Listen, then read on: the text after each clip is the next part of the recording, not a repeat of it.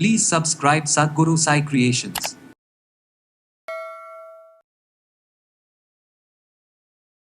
Blood pressure. இந்த blood pressure இருக்கக்கூடிய நிறைய நபர்கள் ரொம்ப கேர்ஃபுல்லாக இருக்கணும். ஏன்னா பிபினால் வரக்கூடிய நோய்கள் அப்படின்னு சொல்கிறது நிறையவே இருக்குது. கிட்னி ரிலேட்டடாக இருக்கக்கூடிய ப்ராப்ளம்ஸ் நம்ம சொல்கிறோம். இப்போ சிறுநீரக பிரச்சனைகள், கிட்னி ஃபெயிலியர் வர்றதுக்கு காரணமாக இருக்கக்கூடியது இந்த பிளட் ப்ரெஷர் தான். கார்டியாக் இஷ்யூஸ், ஸோ இருதயம் தொடர்பான இதயம் சம்பந்தப்பட்ட பிரச்சனைகள் ஏற்படுவதற்கும் காரணமாக இருக்கிறது பிளட் ப்ரெஷர். நம்ம உடலில் ஏதாவது ஒரு பகுதி ரைட்டோ ஒரு லெஃப்ட் சைடோ பார்த்தோன்னா பேரலைஸ் ஆகியிருக்கிறது, எந்த விதமான வேலைகளும் செய்ய முடியாமல் உணர்ச்சிகள் இல்லாத மாதிரி செயலிழப்பு ஏற்படுறது தான் நம்ம பக்கவாதம் அப்படின்னு சொல்கிறோம். பிளட் ப்ரெஷர் இருக்குது, அதை தொடர்ந்து நமக்கு ஸ்ட்ரோக் கை கால்களில் பாதிப்பு ஏற்படுதுன்னா சில விஷயங்கள் நம்ம சித்த மருத்துவத்தில் அதற்கான மருந்துகளை நம்ம கரெக்டாக ஃபாலோ பண்ணிட்டு வந்தோம்னா கொஞ்சம் கொஞ்சமாக பழைய நிலைமைக்கு நம்மளால் வர முடியும்.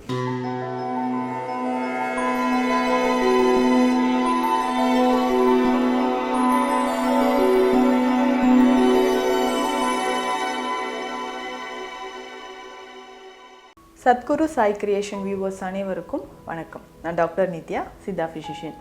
Blood pressure. இந்த பிளட் ப்ரெஷர் இருக்கக்கூடிய நிறைய நபர்கள் ரொம்ப கேர்ஃபுல்லாக இருக்கணும். ஏன்னா பிபினால் வரக்கூடிய நோய்கள் அப்படின்னு சொல்கிறது நிறையவே இருக்குது. இன்றைக்கி நம்ம ரொம்ப கிரிட்டிக்கலாக இருக்கக்கூடிய கண்டிஷனுக்கு ரீசனே பிளட் ப்ரெஷர் இருந்தாங்க சொல்கிறாங்க அப்படின்னு நிறைய விஷயங்களை நம்ம பார்த்துருக்கோம். இப்போ எக்ஸாம்பிளுக்கு சொல்லணும் அப்படின்னா கிட்னி ரிலேட்டடாக இருக்கக்கூடிய ப்ராப்ளம்ஸ் நம்ம சொல்கிறோம். இப்போ சிறுநீரக பிரச்சனைகள், கிட்னி ஃபெயிலியர் வர்றதுக்கு காரணமாக இருக்கக்கூடியது இந்த பிளட் ப்ரெஷர் தான். அடுத்ததாக பார்த்தோம்னா கார்டியாக் இஷ்யூஸ், ஸோ இருதயம் தொடர்பான இதயம் சம்பந்தப்பட்ட பிரச்சனைகள் ஏற்படுவதற்கும் காரணமாக இருக்கிறது பிளட் ப்ரெஷர். அடுத்ததாக பார்த்தோம்னா ஸ்ட்ரோக் அப்படின்னு சொல்லக்கூடிய இந்த பக்கவாதம் அப்படின்னு சொல்கிற நோய். சித்த மருத்துவத்தில் வாத நோய்களில் முக்கியமான ஒரு வாத நோய் அப்படின்னு நம்ம பார்த்தோம்னா இந்த பக்கவாதத்தை நம்ம சொல்கிறோம். நம்ம உடலில் ஏதாவது ஒரு பகுதி ரைட்டோ ஒரு லெஃப்ட் சைடோ பார்த்தோன்னா பேரலைஸ் ஆகியிருக்கிறது, எந்த விதமான வேலைகளும் செய்ய முடியாமல் உணர்ச்சிகள் இல்லாத மாதிரி செயலிழப்பு ஏற்படுறது தான் நம்ம பக்கவாதம் அப்படின்னு சொல்கிறோம். ஸோ இந்த மாதிரி ஸ்ட்ரோக் ஏற்படுறதுக்கு நமக்கு பிளட் ப்ரெஷர் காரணமாக இருக்குமா? நிச்சயமாக.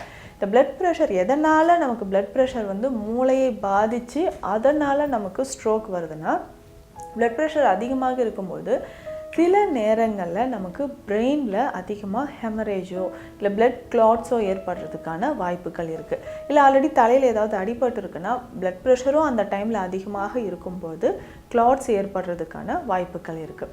ஸோ இந்த மாதிரி பிரெயினில் கிளாட்ஸ் இருக்குது, ஸோ பிளட் ப்ரெஷர் அதிகமாகிறதுனாலையும் இந்த ப்ராப்ளம் இருக்குது. ஒரு சிலர் பார்த்தோம்னா ஆல்கஹால், ஸ்மோக்கிங் ஹேபிட்ஸ் நிறைய இருக்கும்.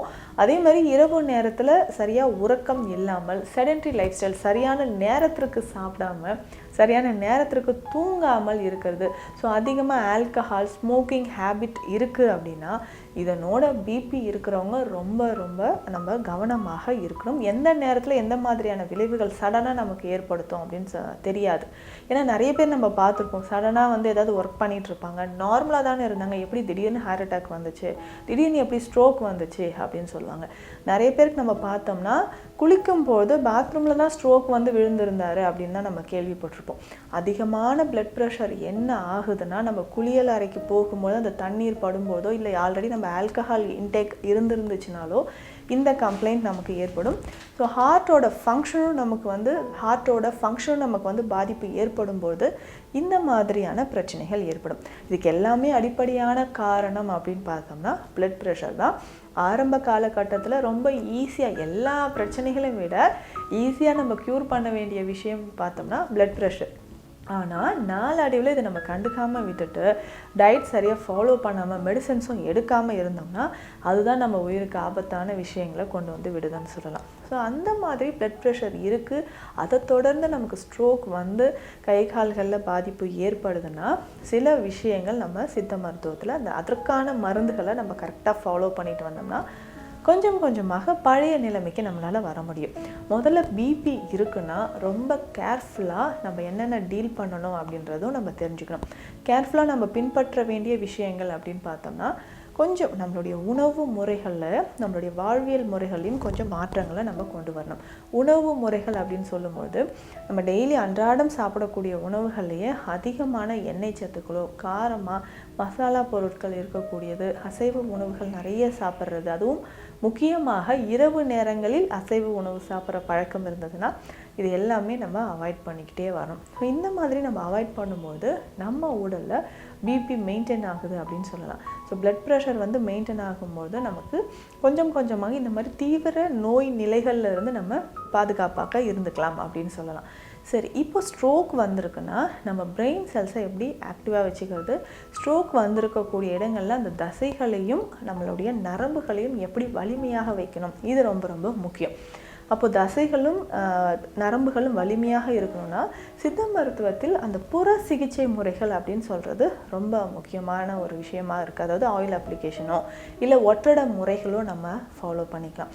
பல நோய்களுக்கு, அதாவது மெடிசனே இல்லைன்னு சொல்லக்கூடிய மருந்து முறைகள்லாம் இல்லைங்க, இருக்கிற வரைக்கும் இதை மெயின்டைன் பண்ணிக்கலாம் அப்படின்னு சொல்லக்கூடிய நிறைய நோய்களுக்கு முழுமையான ஒரு நிவாரணம் நம்ம சித்த மருத்துவத்தில் கிடைக்குது. அதை வந்து நம்ம ரெகுலராக ஃபாலோ பண்ணிக்கணும்.